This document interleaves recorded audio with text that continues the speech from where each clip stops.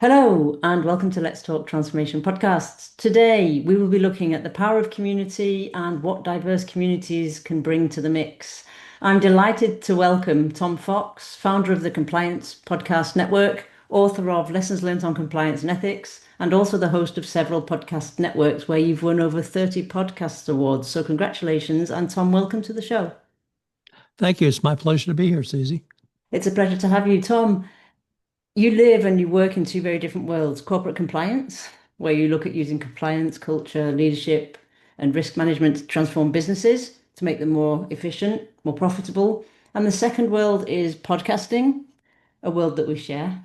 And I think what we also share is this hidden power of community that lies behind podcasting and the role it can play in culture, community, and also organizational transformation. So, Tom, you run two podcast networks, Compliance Podcast Network and the Texas Hill County Podcast Network. Can you tell us more about podcasting? So, how did you get into it and what does it bring to you? So I got into podcasting in 2012, and it was a natural extension of my marketing efforts through blogging. Mm, And I was a solo lawyer at the time, focusing on legal and regulatory compliance. And podcasting was really the next thing to help me mm, do marketing. When I was a teenager, I'd done a lot of audio work. If you're old enough to remember the old reel-to-reel recorders, yeah. I used to haul those around and record people, and then Mm, you would edit with a little pen knife and cut tape and tape it together and all of those sorts of things. It's much easier now, mm, but I played in that, as I said, as a teenager. So it seemed to me to be something that was a lot of fun to do and a different way to communicate with people beyond writing, which was professionally I'm trained as a lawyer. So of mm, course, writing is a very important communication skill. mm, mm. And what do you think it is different about it, Tom, from the traditional methods of communication? So you linked it to marketing, and I know that you also link it to social media and that you don't use the normal, we were chatting before the show and you were saying you don't use the normal measures, i.e. the number of downloads, the number of listeners, but that you also have a more elaborate system around linking it to social media. So can you tell us a little bit about that? So what it brings to communication and also what it brings to marketing? Sure. So what it brings to communication is the audio format. Now, Mm, you and I are recording this over Zoom, so we have a hmm video component, but hmm audio is very different than video, Totally. and it activates a different part of the brain, the hypothalamus, hmm which is the pleasure center. mm, And I don't pretend to say that podcasting, listening to a podcast generates pleasure for you, like serotonin or some other brain chemical. But for some reason, if you hear something, you tend to trust it more, even than if you see it. mm, And I can't tell you the number of people who have come up to me over the years. I recognize your voice. mm. Then sometimes I say your voice is in my head. Yeah. You get past the kind of creepiness of that, Yeah. and you realize they're absolutely right. And Mm, I'm the same way. Some of my favorite podcast hosts, many of them I've never met, but I'm so attuned to their inflections in their voice. mm, I can tell when they're happy, when they're sad, when they're excited, when they're not, when they're disappointed. And it's just a different way to communicate. So that's the really the difference. mm. In terms of the storytelling approach, that's as old as humankind. Of So course. we've been telling stories long before there was a written word. Mm, And so we are still doing that and we still enjoy that. And it still resonates with us. But the final part you asked me about the uh, measuring of the mm, effectiveness of the podcast. I intentionally chose a very hmm niche area, legal and regulatory compliance. And I knew I was never going to have big numbers. mm. But Simply that because wasn't of the the point, nature. was it, for you? No. No. But when I started podcasting, the magic number was 30,000 downloads per month. hmm You get hmm advertising. And I knew I was never going to have a compliance podcast with 30,000 downloads, but I thought maybe I can have 10 at 3,000 hmm and then I can market the network. mm Well, I did that and it turned out that that wasn't something that the marketing people or the advertisers rather were interested in. But I started realizing my reach was much larger then the only measure that seemed to matter, and that was something called an IB certified download, Mm, which meant you downloaded a podcast and you listened to it for 60 seconds or longer. mm, And so I started looking at where were all the touch points that I had with my customers or mm, users or listeners. It turns out all of those touch points are measured on LinkedIn, Twitter, Facebook, YouTube, Instagram. You'd use TikTok. mm, Now they're all called something different. Sometimes they're listen, sometimes they're engagement, sometimes mm, they're something different. mm. But when you start looking at all of those, you began to see the reach you have. And so in 2023, I had 440,000 IAB certified downloads across my network. Wow. I had 7.2 million touch points of engagement. Mm, That's the difference. And mm, when you can have that as a story, marketers, that gets marketers' attention mm, because every time you see a LinkedIn post, a tweet, a non-IAB certified download, a Apple listen, mm, that's all of a customer touch point. And that's what the marketing professionals are looking for. mm. And I love the fact that it deviates and deepens from the standard metrics because it can also teach you a lot about your customer engagement, your listeners' engagement, and also the impact your voice is having. So if I come back to the idea of communicating differently and the storytelling, and for me, podcasting clearly often starts as one voice speaking out and then two, and then it becomes powerful when it sparks dialogue within the community. Yes. And I know you've also worked in corporate podcasting, helping them do internal podcasts. And my question is around how can leaders use podcasting not just to share messages, Tom, but to also foster two-way communication and build belonging and community within their organizations? So I advocate that the podcast format is one of the best. Mm, It's certainly a supplement to anything you do. And one of the mm, best examples of that I can give you is it's a major US corporation that started a podcast for their employees. mm, And so it was an internal podcast and it was interviews with the executive leadership team, or what I would say is the ELT, mm, and then they would put those out to the employees. And the response that the communications function got was not what they were expecting. mm, What the response was that it actually improved corporate culture. mhm. And the reason it improved corporate culture is because the employees felt like they began to know their ELT members Yeah. in a way they never had. They'd obviously been in town halls, they'd been on Zoom presentations, they'd seen these people, but Mm, they never met them. Most of them. I mm. once worked for a company of 75,000 and I never met the CEO. No, no. Uh, But and what was different, Tom, about the podcasting voice? it's something about Mm, the audio format. And it's also the following, Susie. I tell people I have two metrics and two metrics only for a successful podcast. Number one, how much did I learn? Number two, how much mm. fun did I have? And the reason is I'm one of the top commentators in the compliance and ethics world. Mhm, And if I learn something, my audience is going to learn something. mhm. Well, guess what? I always learn something. And it's Totally. Yeah, yeah. because I'm talking to someone different. I Yeah. want to learn from you. Likewise, yeah, of course. And the second point is if I am having fun, it comes across in my voice. Mm, And that excites a listener. If the host is having fun, I don't mean laughing and guffawing and yucking it up, but I mean you can tell when someone's enjoying a conversation. It's very free flowing. It will sound like we're at a table having a cup mm. of coffee and just having a conversation. I was just going to talk about coffee, Tom, and we were saying, maybe we'll call this podcast Coffee with Tom. But can you tell us a little bit about all those mugs behind you? So for those Sure. of you listening, there is a shelf behind Tom with loads and loads of different mugs on it. Yes. So I commemorate each podcast with a coffee mug. I love that.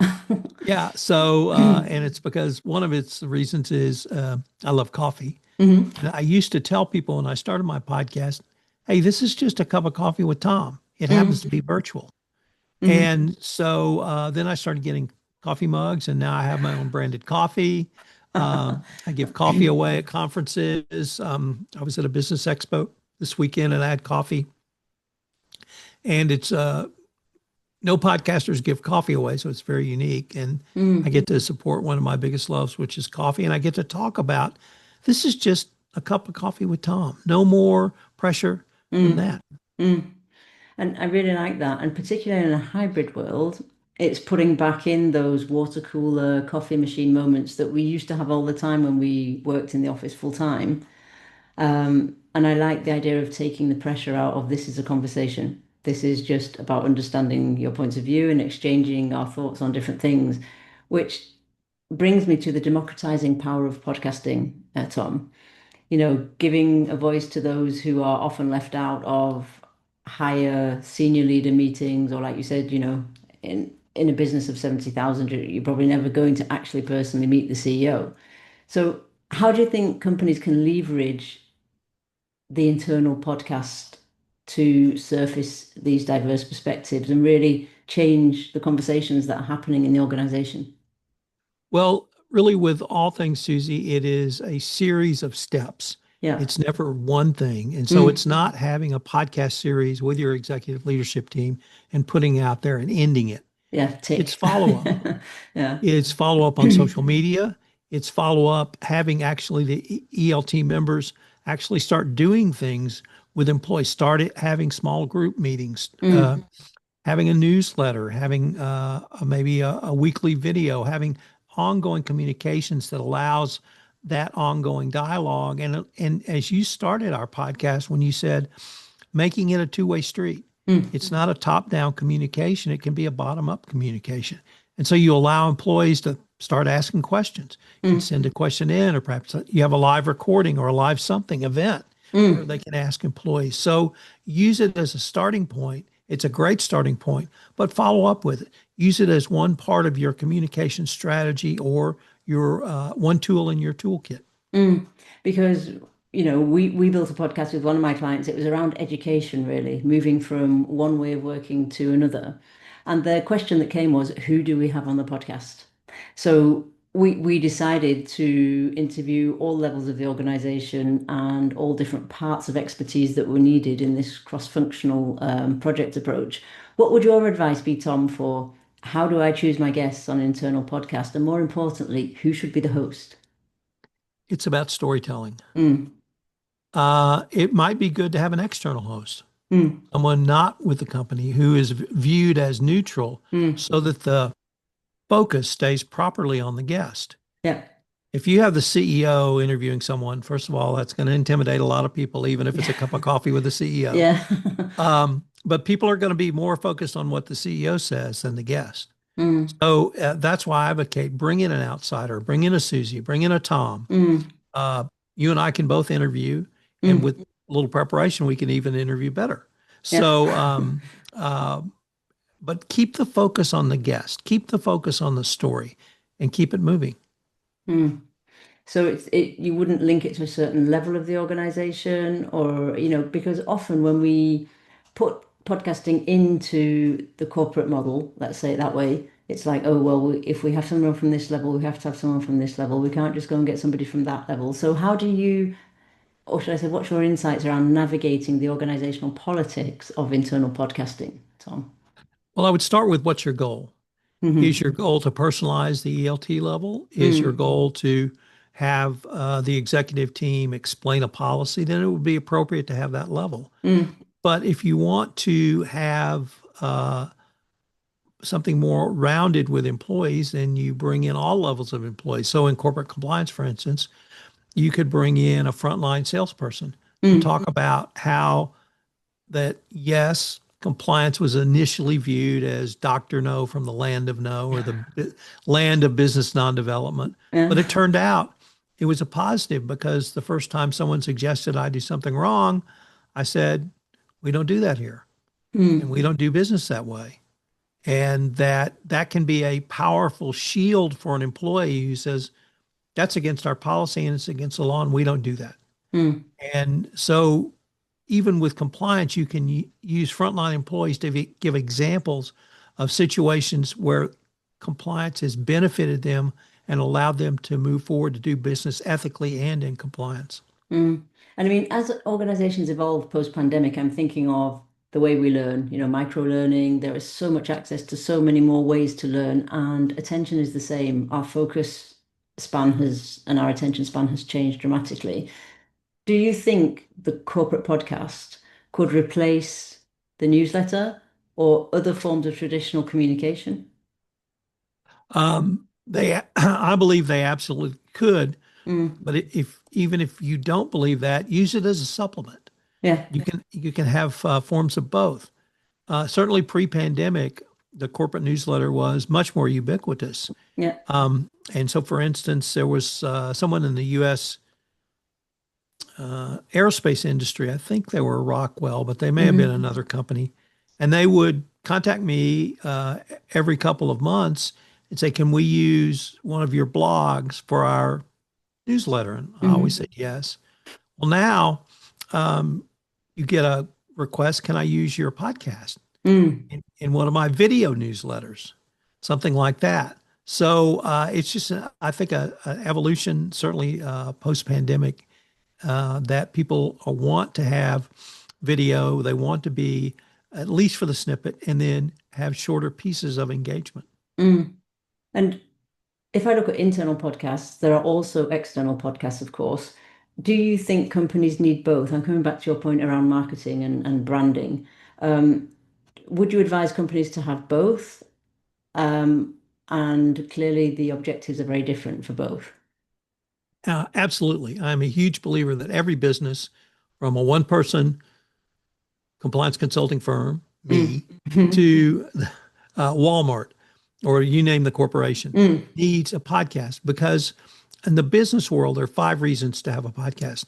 You want to show thought leadership. You Hmm. want to have build relationships with other people. And Hmm. there's no better way to have a relationship with someone to email them and say, "I would like you to come on my podcast and talk Yeah. about you." Mm. Yeah. Um, your audience engagement, that's your internal audience, how you can engage with them, content creation, Hmm.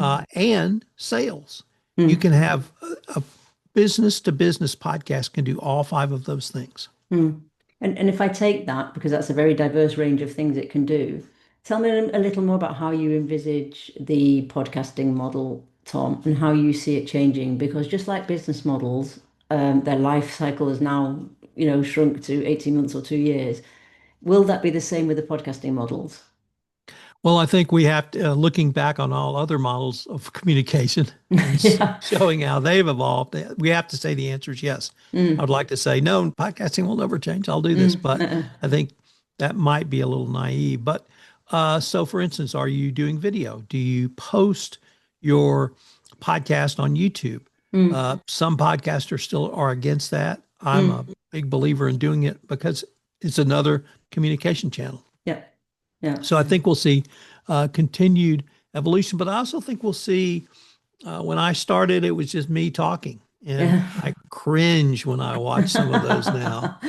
And then I started doing interviews and Mm. I cringe at some of those, but I Mm. got better. And then I finally figured out the formula for asking questions in a business podcast. And I'm pretty comfortable with that formula. And I feel like I can communicate a top amount of information from my guest to my audience. Mm. Yeah, likewise. And I think I do ask myself the question, like you say, it builds your authentic voice and people recognize you because of your voice, literally and figuratively. What do you think AI is going to bring to that, Tom? What will podcasting look like in the world of AI, and how can we make sure that the voices are still authentic? Well, I'm a huge believer in AI. I'm a huge fan. I've fully Mm. embraced it, but it's a tool. Yeah. It's just a tool. It's Mm. not going to replace you and me Totally because if not. anybody, I don't know if you post on YouTube, but if Yeah, I anybody's do. watching this, they will clearly see we're having fun Yeah. Yeah. and we're Yeah. both laughing and we're both smiling and we're both Mm. enjoying each other's company. Yeah. And could two AI voices talk what we are saying? Absolutely. But it Mm. wouldn't have that human interaction, and the audience wouldn't feel that enthusiasm that we are feeling Mm. for having a conversation together. And maybe AI will get to that point, but I'm not sure it ever will. If it does, it'll be when Skynet becomes self-aware and we have a whole different problem. So AI is a tool I use in the production process. I use it in Hmm. the social media creation process. I certainly use it in the editing process. Yeah. And I even have a podcast where I upload the text and two AI voices interpret it. And Hmm. that seems to resonate with people. Now I say, these are AI voices. You have to fully disclose that, or I think you Yes. should. Yeah. But I don't see anything wrong with doing that. And in fact, Arnold Schwarzenegger has a huge podcast in America, which is AI voice generated. So, Interesting. It would be interesting to see the statistics and to see what becomes of that. But like you say, Tom, if people know that and that's what you're going to listen to, then why not? right. Yeah. Can I come back to the power of podcasts to build niche communities, Tom, because your community is very niche, and you were talking about how niche communities can create impact beyond those podcasts can create impact beyond direct monetization. And your example of the Women in Compliance podcast that essentially sparked a movement. Can you walk our listeners through that? Because I think it's one of the great ways that podcasting can be so powerful. Yes, and thank you because I did want to talk about that. I love bragging about these ladies. It's a great movement that was created like that. So, about 2018, I was at a compliance conference, and two women came up to me and said, "You don't have any women podcast hosts. You need more diversity." And I looked at them and I said, "You're absolutely right. When are you starting a podcast?" And they said, "No, no, no, that's not what we meant. We meant you get women to do it." And I said, "I have you two." Thank you very much. Yeah. And they said, "We don't know how to do it." And I said, "I'll teach you how to do it." Mm, And so they started literally. It's two women, Mary Shirley and Lisa Fine, and they started Great Women in Compliance. And at that time, they were absolutely right. There were no podcasts focused on women in the compliance profession. hmm So they started out. They did a couple of really interesting things that sort of fostered all this. The first one was they took the name Great Women in Compliance and acronymed that, so it became GWIC. Okay. And so they're the GWIC girls. Hmm. And everybody knows what GWIC is. So they gave them a shorthand that people could say GWIC. Everybody knows what it was. But they started interviewing other women in compliance. And their interviews were completely different than mine. Mm, These were wide ranging, I don't want to sound stereotypical, but it was two women chatting mm, for an hour. mm. Just, and I watched my wife do it, and the conversation goes to and fro and backwards and forwards and up and down and Mm. sideways, 90 degrees, 180 degrees, 360 degrees. Cup of tea. Yes. And then it will split off and it will come back together. Mm, And that's just the way women converse. Well, mm, that was what they did. And it was fabulous. It was literally like me watching my wife and her sister talk. mm, So that was their format, and they were long form, like an hour, literally. And so they disclosed that to the audience. It's going to be an hour long podcast. It's Mary talking to X or Lisa talking to Y. And the second thing they did, in addition to the acronym, was they started a LinkedIn group, Great Women in mm, Compliance, and they cross posted everything in that community. Well, that community, once again, there was not a community around women in compliance for some reason, mhm, even in 2018, 2019. And mhm. then in 2020, everybody was looking for community because we were all at home looking Yeah. for community. And desperate And for connection. exactly. And so their little world really exploded. And the first compliance conference after we came out of the pandemic, there was a panel, Great Women in Compliance. Now, it wasn't focused on their podcast, Mm, it was about the community of women. Well, it was hugely successful. Well, the second year, they did a 3-hour workshop about issues for women in compliance, ending with a lunch at that mhm. same conference. Well, it was so crowded you couldn't get in. It was oversubscribed. Wow. Brilliant. And in the third year, that company who had the compliance conference actually created an entire conference of women in compliance. Mm, So they took the concept that Lisa and Mary started with 5 years ago, 5 years previous to that, and they created an entire new conference around that. And it's simply around issues for women who are in the compliance Mm, community. And it started out, and I tell people, these women changed the world, mm, literally. And it was an idea they had to have more diversity on my network. mm, And that idea fostered them going into podcasting. It fostered them creating a community. And then it now has created this sort of commercial community as well. And their podcast, I think, still produce their podcast. I think it was episode 290 that wow. goes up tomorrow. Hmm. And it's still the same. It's these long form conversations. Mm. And it's not just women who love it, it's everybody loves it. And I love the fact that it's built this community, Tom. I also love the fact that it's long form conversations because the more you get into podcasting, the more people advise you to shorten your conversations, and I don't think that's necessarily a metric or an approach that works for everyone. So I like to hear the fact that it's still full-blown conversations, and that they're at 200 episode 290. If I take that and I'm sat here listening as a CEO or an ELT member, Tom, what could I take from that in terms of shaping my culture? Well, first is either where is there a market need or Mm, where is there a market opportunity? mm, I think Lisa and Mary saw both. yeah. There's a need for a discussion around women in compliance, but there's also an opportunity for women to get together to discuss issues important to other women in Mm, compliance. So, is there an area within your organization that you really need communication around? And can you create something that would fulfill that um, need or opportunity? mm. It's interesting, isn't it? Because there are always voices we don't hear in any system, often at the edges of the system. How would you advise them to go and get those voices, to go and actually hear them? How would we, what would be the process to go and see what voices we have in our system?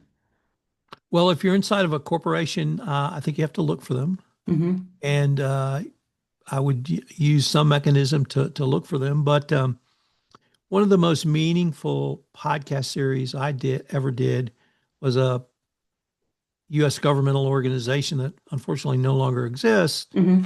but came to me and said, "We would like you to do a podcast of compliance professionals in Africa." I said, Hmm. "Okay." And it turns out there was this incredibly vibrant community of men and women wanting Good. to do business ethically and in compliance that I'd never heard of. And because no one in America knew about them. And Yeah. this organization supplied me with the people, and I just let them tell their story. And that was as meaningful a podcast series to me as I'd ever done, because I literally was bringing voices to America that had never been heard. But even more important, it was voices of stories that had never been told to my audience. And so we all learned from those women and men in compliance in Africa. So there are plenty of voices who are either have never been heard, but maybe your audience hasn't been told their stories. Yeah. And I love the idea of the storytelling, the indigenous who spoke in storylines. Like you say, we've been speaking in stories since before, almost before we can talk. So I think that's really important. What would you say, Tom, is the biggest learning you've had from doing all this podcasting? If one thing stands out in your mind, what would it be? Hmm.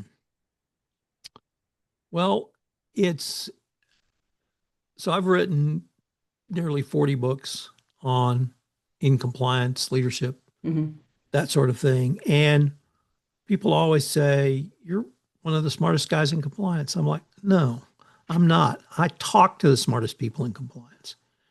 And it's not that I can see around corners, but I can Hmm. put the dots together. And Hmm. so I'm continually able to learn.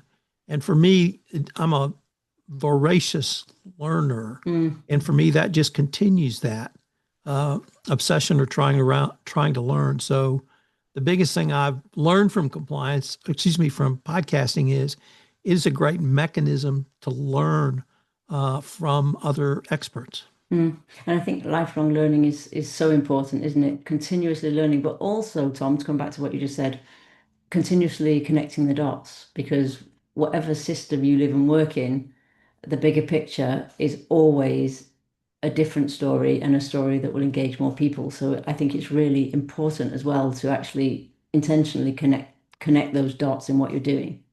Right. So time is running, but if you had one last call for action or recommendation or thought to share with our leaders listening around the power of podcasting, how it can change transformation in organizations, or how it can affect leadership, what would that be? Well, it would be the same thing that I tell everyone who says, what's the most important thing to start a podcast? Hmm.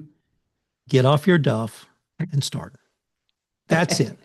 Start your podcast.